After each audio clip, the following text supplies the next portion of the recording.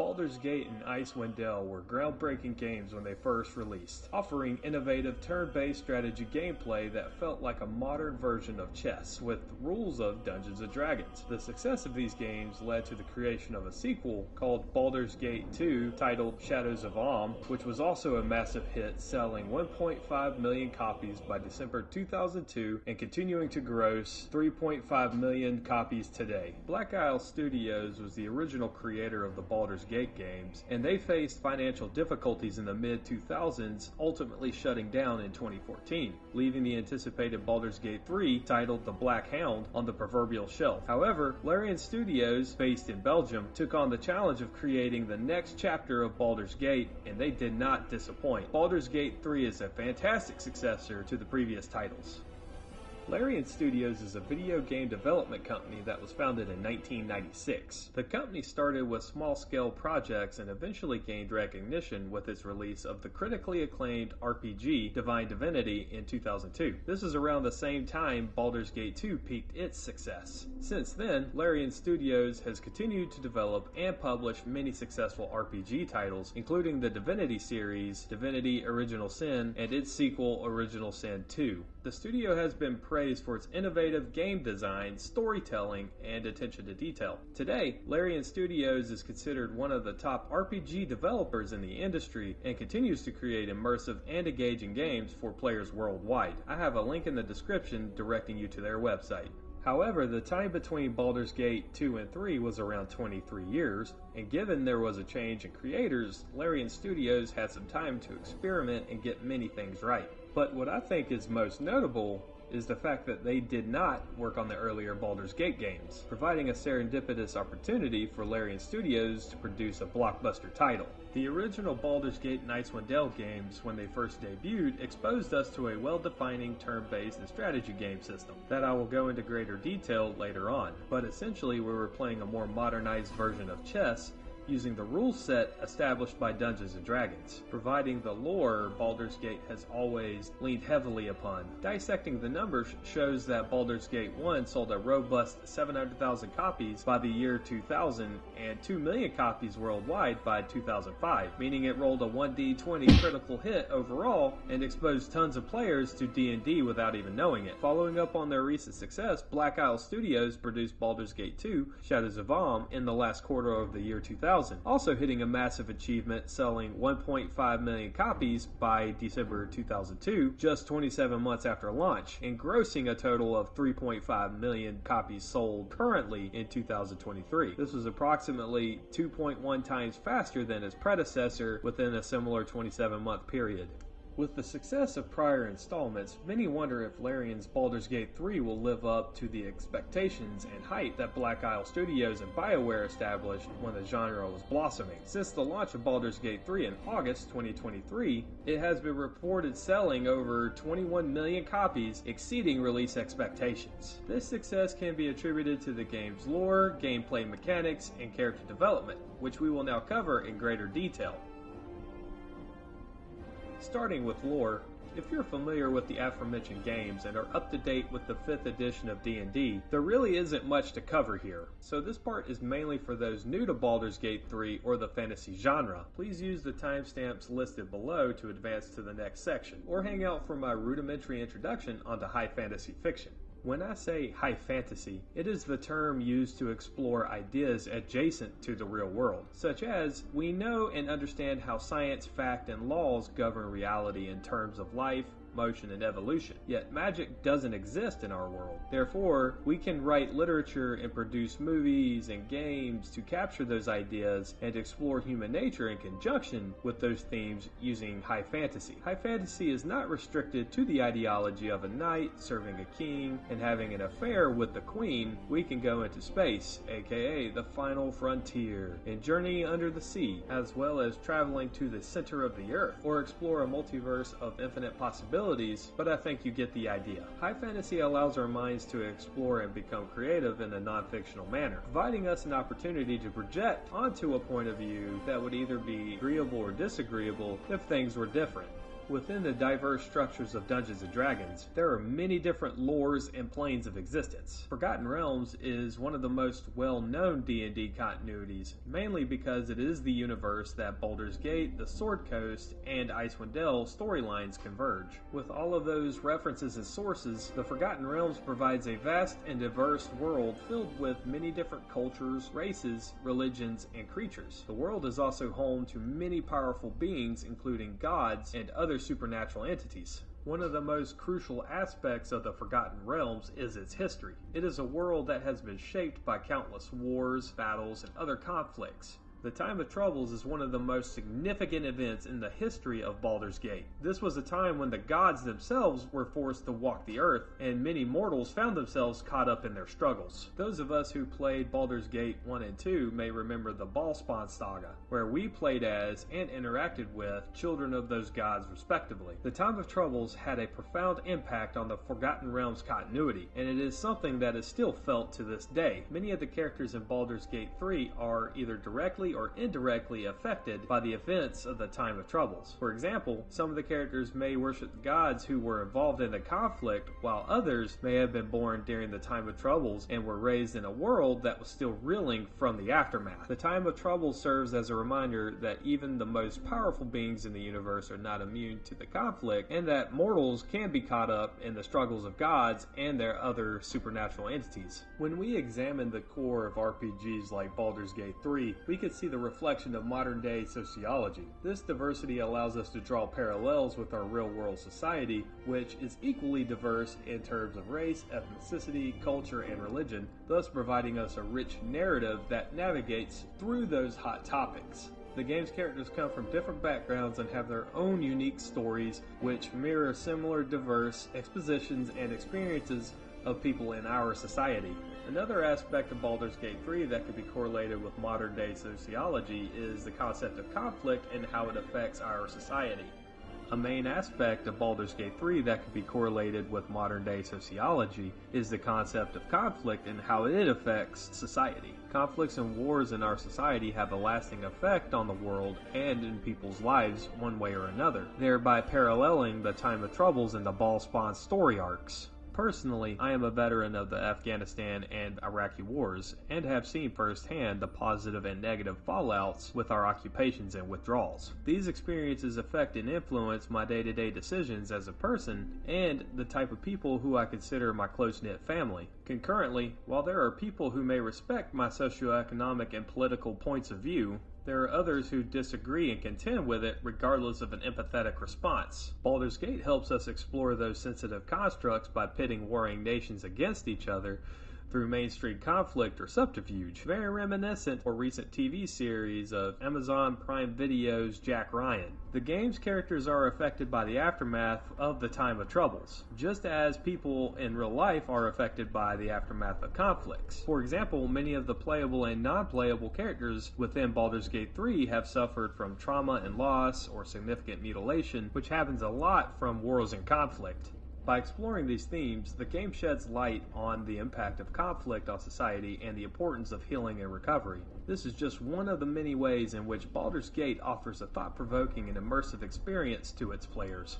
This concludes my introduction lecture to the lore of Baldur's Gate 3, and we still have 2 more sections to discuss. The next section is on gameplay and mechanics, which will cover how Baldur's Gate 3 provides an immersive experience through providing your character input. This is merely a smaller section of a longer video, so please refer to the timestamps below to navigate around or wait for the next section to publish on YouTube. If this was all you wanted or needed, thanks for watching, and don't forget to hit the like or subscribe buttons for more content. If you're still hanging around for this ride, then let's move on to the next section.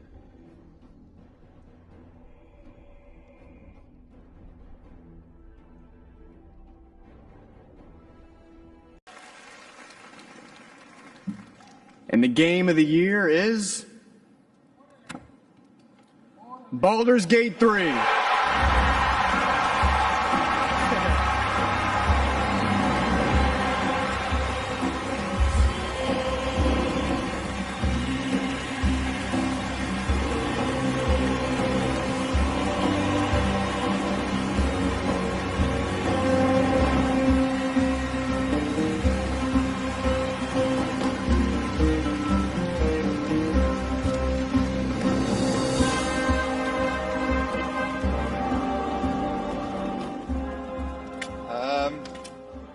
didn't expect it anymore.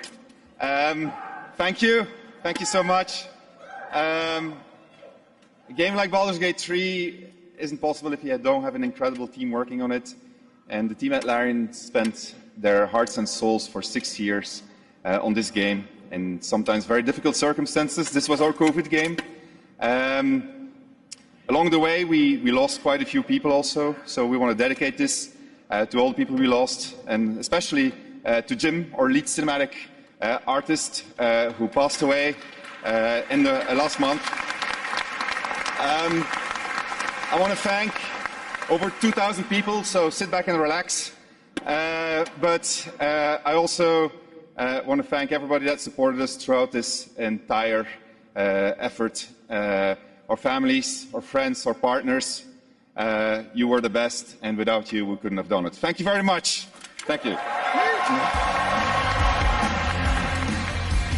Hey everybody, and welcome back. Thanks for checking out my second video of this 3-part deep dive series into Baldur's Gate 3. Please click the like and subscribe button to get notified when new content is published. If you watched my first video in this series, you now know the history of Black Isle and Larian Studios, as well as the lore and environment of Baldur's Gate. This video will cover the gameplay mechanics first, and I'll sprinkle in my opinions when the topics arise. There shouldn't be any spoilers here, but some mechanics do become available to the player after certain events transpire, so here's your blanket spoiler warning. Baldur's Gate 3 is a role-playing video game that has gained immense popularity among players. The gameplay and mechanics of Baldur's Gate 3 are designed to provide an immersive gaming experience originally on the personal computer, but also allows adaptability to use a controller, and there are options for Microsoft's Xbox and Sony's PlayStation. In this discussion, we will explore the various gameplay elements and mechanics. BG3's gameplay mechanics hold roots to the original battle systems from Larian Studios' predecessors. I need to point out, I did play the original games as they were released when I was 16 years old back in 1998.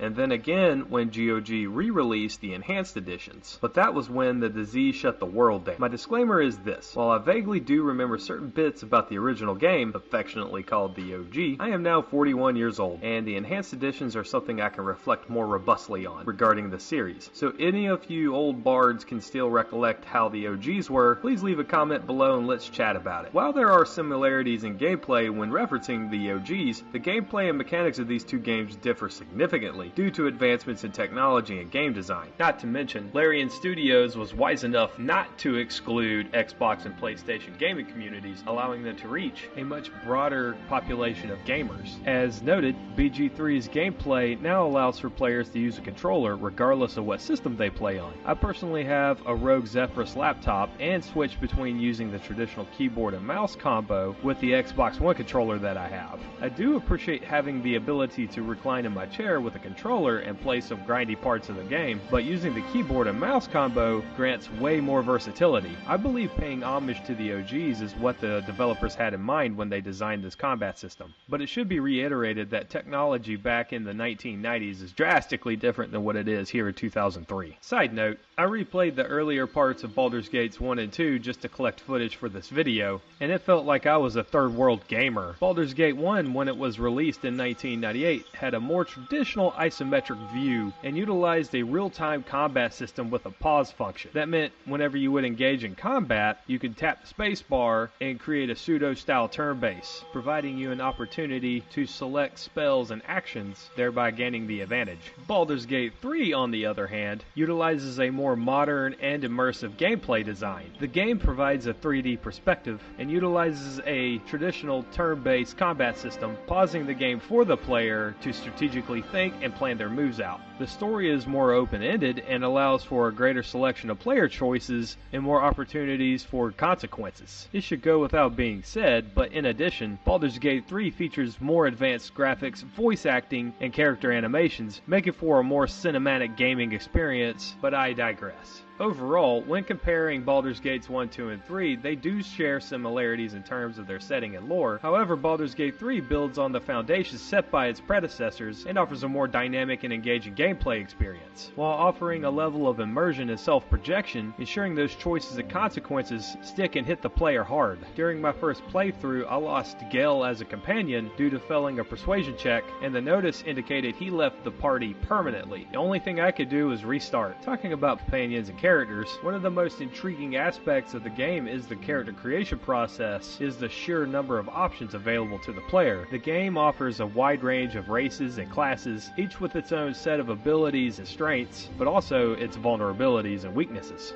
The player can choose to play as a human, a dwarf, an elf, or even more exotic races like a tiefling or drow. The variety behind races and classes ensures that the player can create characters that are unique and reflective of their own preferences. Moreover, the character creation process in Baldur's Gate 3 also allows the players to customize their character's appearance, from their hairstyle and clothing to the facial features and tattoos. The game's detailed character creation tools ensure the player can create characters that are not only unique, but also visually striking. This level of customization allows players to feel more invested in their characters, making them more attached, and ultimately leading to more immersive gameplay experience. In addition to the visual customization options, Baldur's Gate 3 also offers a vast array of skills and abilities that players can choose from. Players can specialize in a particular skill or ability, making them more effective in combat or providing them with unique abilities outside of combat. The game's skill system is designed to be flexible, allowing players to develop their characters in a way that suits their playstyle. Another interesting bit within the character customization system is the inclusion of backstories. Each character can select a unique backstory that provides context and motivation for their actions throughout the game. Any backstory can be chosen by the player or randomly generated, adding an element of unpredictability to the game. The inclusion of backstories not only makes the character more relatable, but also adds depth to the game's story and world building.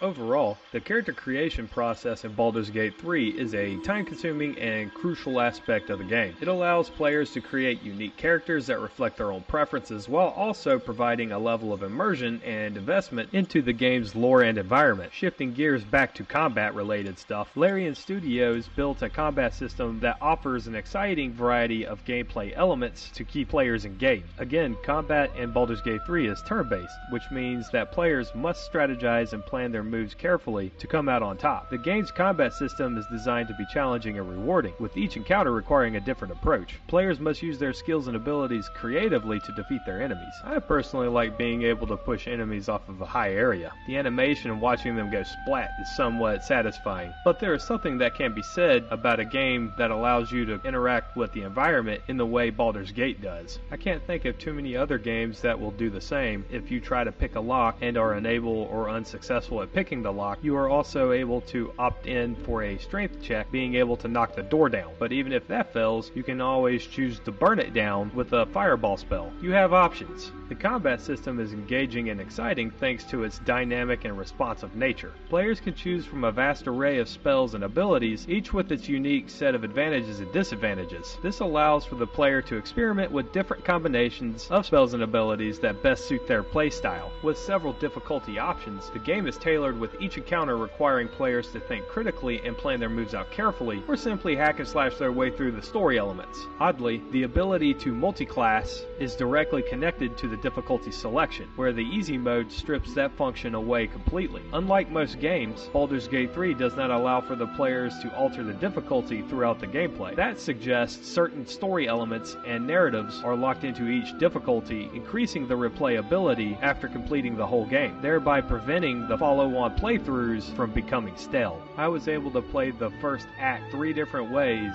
giving me 3 different experiences all at the same time. This game features a wide bestiary of enemies, each with a unique set of strengths and weaknesses. Since Baldur's Gate 3 follows the rules from D&D 5th edition, each time a player makes an attempt at attacking an enemy, the game instantly dice rolls the action. If the player's stats and modifiers surpass the enemy's armor class, or AC for short, and active buffs, then the attack lands. I've read where a lot of community boards inquire how they either miss or zero out their attack. Simply put, it's the computation of several random number generators making it so. But do not fret, re-emphasizing the character builds, available equipment, and skill checks more than help the players overcome that perilous obstacle. Therefore, players must adapt their strategy to each encounter with an emphasis emphasis on their strengths and oppositional weaknesses. The game's bestiary ensures that combat never becomes repetitive or dull, keeping players engaged and invested throughout the whole playthrough. I kept dying at the Adatomite Forge because I neglected to read the Guardian's character sheet. When I did, I equipped my team with bashing weapons and beat it on the next try, simply because I exploited its weakness. BG3's detailed animations and attention to detail are a main contributor to how the game is incredibly immersive. The game's visuals bring each encounter to life, making it feel like the players are truly in the middle of the battle. Moreover, the sound effect and music deepens the immersion, making the atmosphere tense and exciting or easing and cheerful. Fun fact, the fungus people living in the Underdark use music and sound waves to communicate emotionally with each other and with the player. I'm probably going to butcher this, but Borzalov Sevov is the game's musical director and chief composer. He has worked on other projects including Divine Divinity Original Sin 2. As a cool Easter egg, Larian Studios created him as an NPC later in the game, honoring and cementing his role with the company. The game uses his music styles to immerse the players and connect them with the environment independent of the visual stimuli. I, most often, find this musical characteristic in Square Enix's Final Fantasy games, especially how they use music to connect emotions to a specific character, somewhat giving the character an actual theme song. BG3 doesn't get that deep, but they certainly employ music all the same.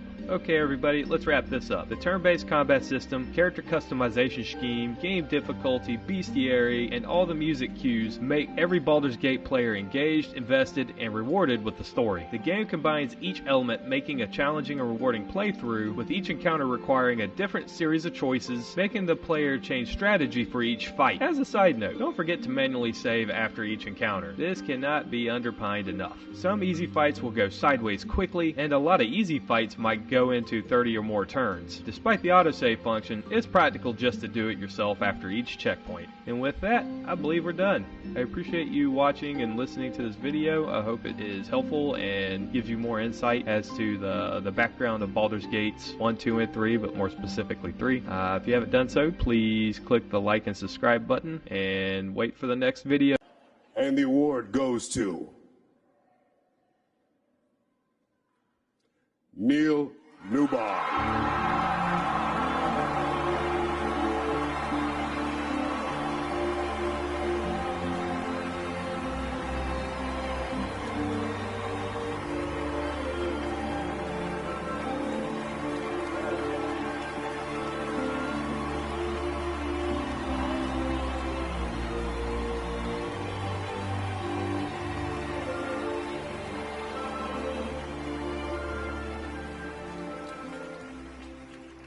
Hi.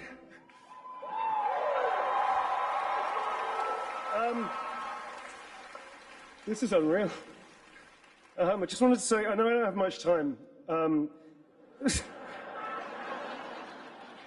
I'll give it a shot. Thank you so very, very much for everybody that voted. Thank my incredible fellow actors and the nominees. Unbelievable talent. To be even considered amongst you is extraordinary, so thank you very much indeed. To Swen, to Larian, to all the writers, to Stephen Rooney, the writer of Astarion, I'm going to forget everybody, to Pitstop, who worked so hard, the directors, my fellow actors, 248 incredible actors that gave it heart and soul. To mi familia, gracias para todos, gracias, gracias, y Coco también. And to my agents, I will thank you later. I'm sorry, I'm going to wrap it up apparently. One thing I will say, please, if that's okay, the community has reached out to so many of us at Larian and said they were seen and they were represented by this game when they lost hope, they felt isolated, they felt alone, and this game brought them together and gave them something to push through to help them all. And to you, I want to say thank you so much for seeing us. I appreciate it. You're not alone in this. None of us are. Thank you. Baldur's Gate and Icewind Dale were groundbreaking games when they first released, offering innovative turn-based strategy gameplay that felt like a modern version of chess with the rules of Dungeons & Dragons. The success of these games led to the creation of a sequel named Baldur's Gate 2, titled Shadows of Amn, which was also a massive hit, selling 1.5 million copies by December 2002 and continuing to gross upwards of 3.5 million copies sold today. The major elements that pulled players into the Baldur's Gate zeitgeist was the script, voice acting, and the ability to build relationships between the main and supporting characters. Granted, When the original games were made, acting was mostly provided by the narrator during the animated cutscenes, while the other actors used a theatrical method called cue pickups, where they recorded only the first sentence in their scripted dialogues, forcing the players to read the remaining scripted lines. That aided the producers in saving tremendous amount of time between directing the actors and in the production room, while simultaneously offering the players immersion through reading. That offered me a unique type of engagement and sustainment to the game's world-building attributes. When thinking retroactively, that was a significant tactic in how Black Isle Studios was able to produce 3 major title games and all of their expansion packs within a 5-year period. Hi, and welcome back. My name is Andy Dents, and I am the Gray-Bearded Bard. I appreciate you taking the time to watch my videos, so if you like this type of content, please hit the like and subscribe buttons to help me get to 3,000 watch hours. That way, Google and YouTube will start paying me for this type of work. Now let's get started on the last leg of our journey. If you haven't checked out parts 1 and 2, there will be links in the description below for your reference.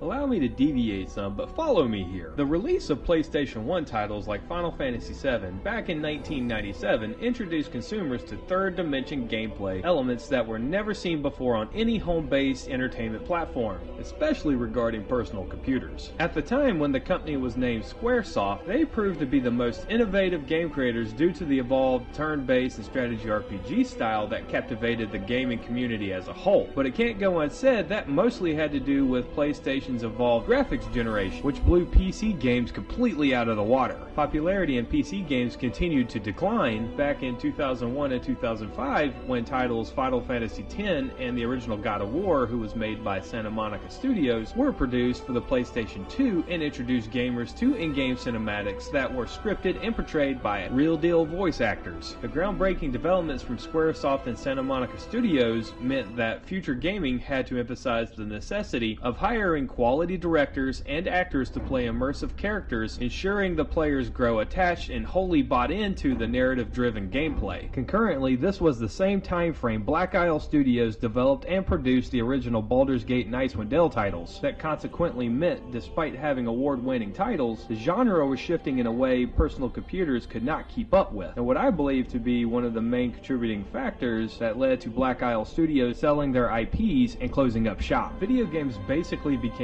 soap operas using an ensemble cast and offered sentimentally grabbing scripts while acting out provocative interpersonal situations, leaving the player wanting more.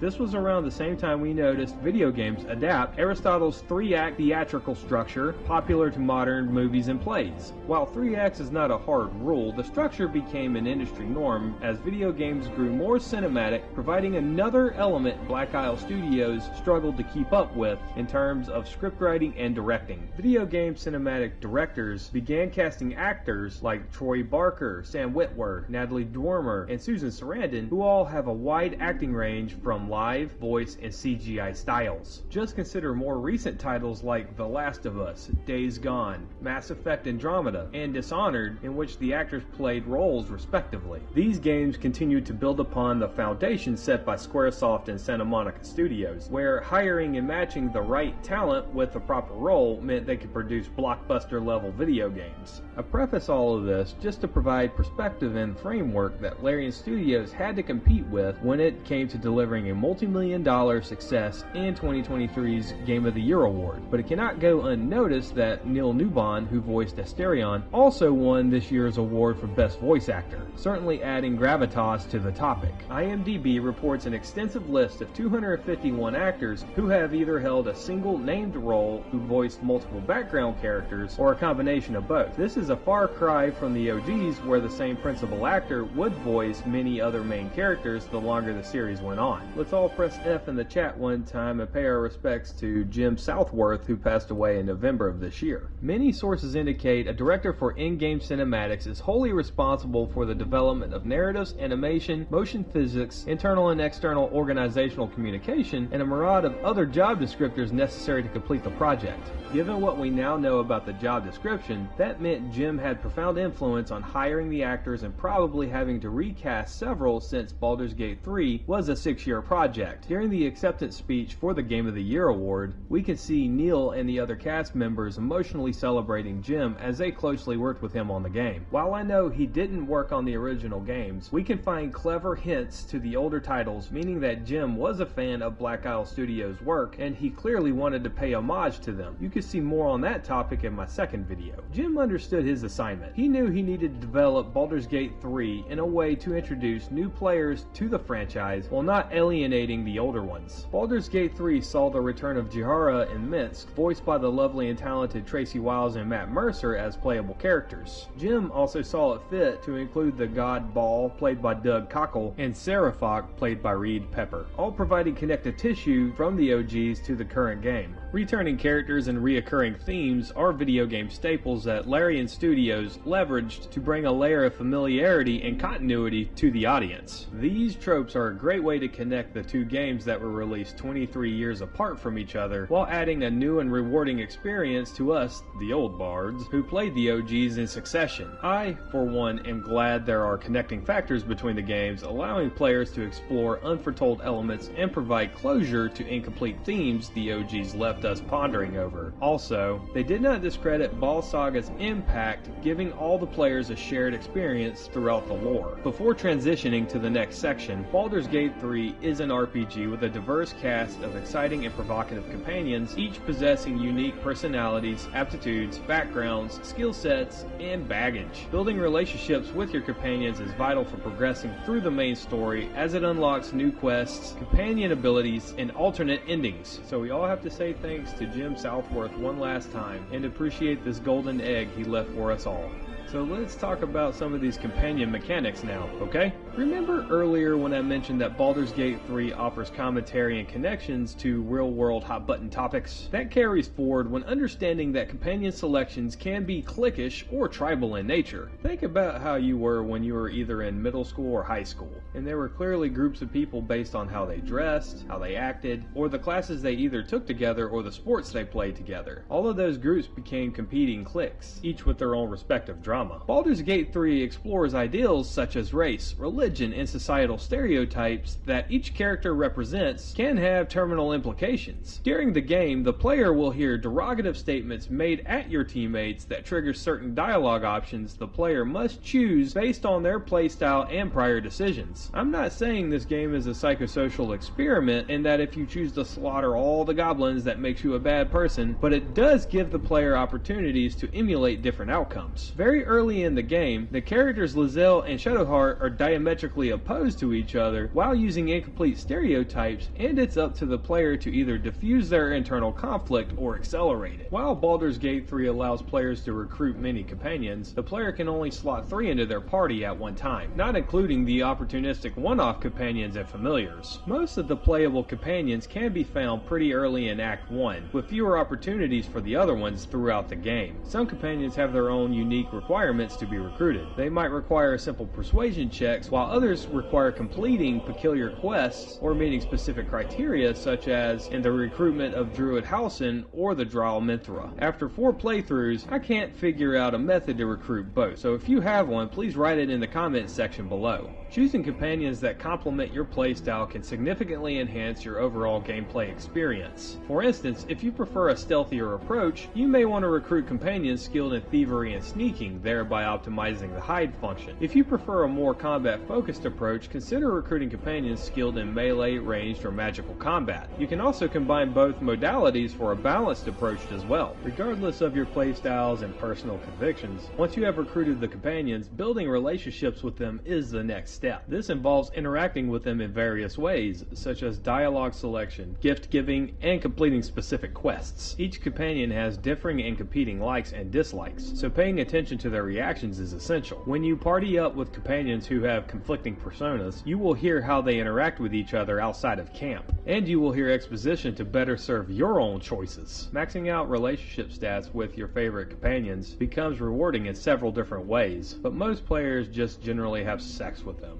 and that influences the differing ending possibilities after completing the game. As noted, building relationships with companions is possible through choice-dependent dialogue. Regularly talking to your companions can reveal more about their personalities, backgrounds, and motivations. Asking them questions and genuinely showing interest in their lives can deepen your relationship and unlock new dialogue options. When your companions have something they need to talk to you about, you will notice an exclamation mark over their head. These will generally pop up after certain actions have occurred or the player has interacted with certain objects. Pro tip, if a companion values honesty, lying and cheating in front of them will negatively impact the relationship. However, demonstrating courage when the companion values bravery can strengthen the relationship and make in-camp interactions more interesting. You will know when the relationship reaches critical mass when that specific companion airs out their dirty laundry, and there is some stank laundry in this game, and then offers their inline quest or leaves the camp permanently. Choosing to accept them as who they are and confirming the player will help carry that baggage positively engenders the connection. Circling back to real-world society, it's a very human thing to do when we as humans choose to lift someone out of their depressive state or acknowledge that their mistakes are only mistakes when they do not become better from them. Baldur's Gate 3 does a great job at mirroring in-game character growth to humanistic development through championing positive behavior traits. Neil Newbon stated during his acceptance speech that the fans reached out to him, indicating that they felt represented during this game because of certain areas where they lost hope, and Baldur's Gate 3 helped provide that perspective to them, letting them know they are not alone. Baldur's Gate 3 is exceptional in teaching the player that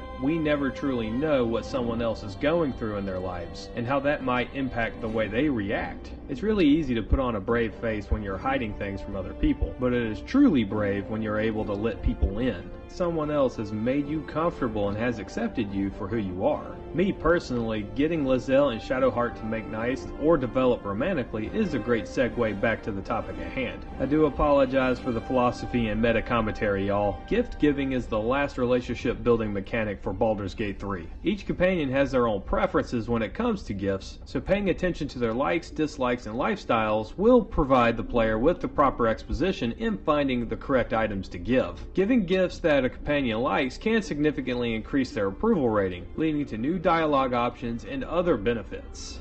I am not saying giving Asterion a greater potion of healing will get him to love me more, but finding him the proper items and artifacts that represent his character will. As an example, I found 2 artifacts and gave them to Lae'zel from the Arcane Tower. Those artifacts directly related to Lae'zel's Gith heritage and religion. A cutscene was triggered when I gave them to her, and it offered developmental dialogue towards our relationship as she became vulnerable and exposed about opening up why she is typically steadfast in her culture's caste system. As you can imagine, the choices offered could have been highly critical during a vulnerable moment that would have had a profound and permanent effect on how Lae'zel viewed my playable character. Good job, guys, we did it. We are now here at the end. As I conclude my thoughts, let me share with you the remarkable aspect of Baldur's Gate 3, building relationships with your companions. Just like in real life, you need to pay attention to their personalities, values, and preferences to strengthen your bonds with them. You can unlock unique content throughout the game by interacting with them regularly, completing quests, acting in ways that align with their morality, and giving gifts. While the game provides insight to real-world sociology, it's essential to remember that it's merely an emulation and doesn't wholly represent who you are as a person. Baldur's Gate 3 allows players to create custom characters whom they can easily project themselves onto while exploring choices they typically would not make. So take advantage of immersing yourself in the game and discovering the depths of your character personally. That's the #1 reason that made Baldur's Gate 3 receive the highest award in 2023, because it developed such a strong community base. Thanks guys for watching. Don't forget to like and subscribe, and